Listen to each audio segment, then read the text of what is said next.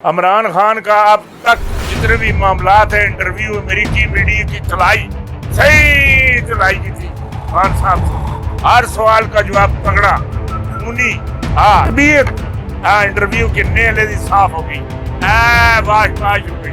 امریکی وزیر خارجہ نے شترول کر دیتی مووی دی لا کے لتر ڈزرٹ جڑے افغانستان جڑے پر پھلائے دن پر اسانو بھارتیاں دی افغانستان اندر ضرورت ہی ہے چینل ہے جڑا اصل جڑا اسلحہ ہے گا وہ گداماں وچ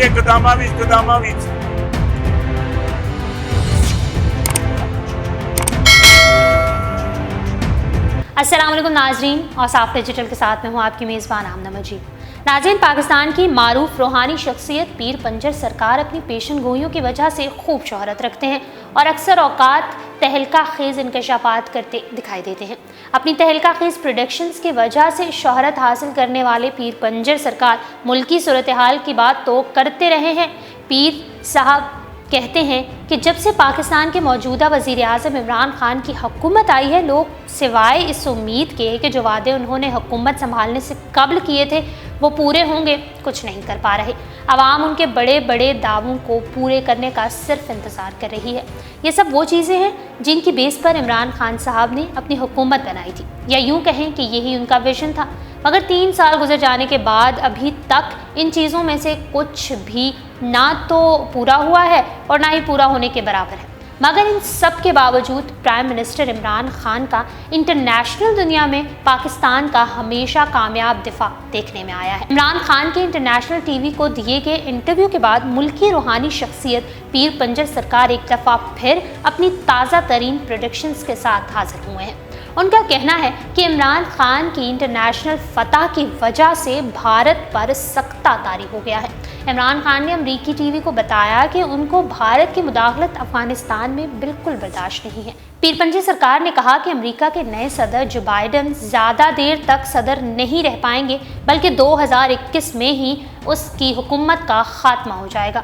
پیر پنجر سرکار نے مزید کہا کہ افغانستان میں خانہ جنگی کو ہوا نہ دی جائے، اس کے اثرات نہ صرف پاکستان میں پڑیں گے بلکہ بھارت کو بھی اس سے بہت زیادہ نقصان ہوگا۔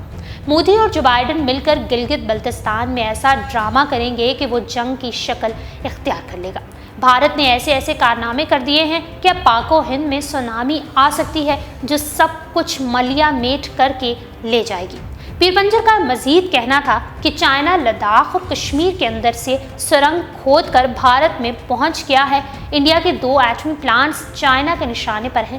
چائنا اپنے اسلحے سے سب کچھ برباد کر دے گا اور اسی طرح برصغیر پاک و ہند میں سونامی آ سکتی ہے۔ ناظرین، پیر پنجر سرکار اپنی پہلی ویڈیوز میں بھی یہ انکشاف کر چکے ہیں کہ پاکستان میں 40 سال کے لیے نیلی آنکھوں والا کوئی شخص حکمران کے طور پر سامنے آنے والا ہے، جس کی تربیت روزہ رسول صلی اللہ علیہ وآلہ وسلم پر جاری ہے۔ پیر صاحب نے اپنے یوٹیوب چینل پر انکشاف کیا تھا کہ نیلی آنکھوں والا ایک شخص پاکستان پر 40 سال تک حکومت کرے گا۔ سعودی عرب میں جو موجود ہے اور جو نیلی آنکھوں والا شخص روزہ رسول پر حاضری دیتا ہے، وہیں اس شخص کی تربیت ہو رہی ہے۔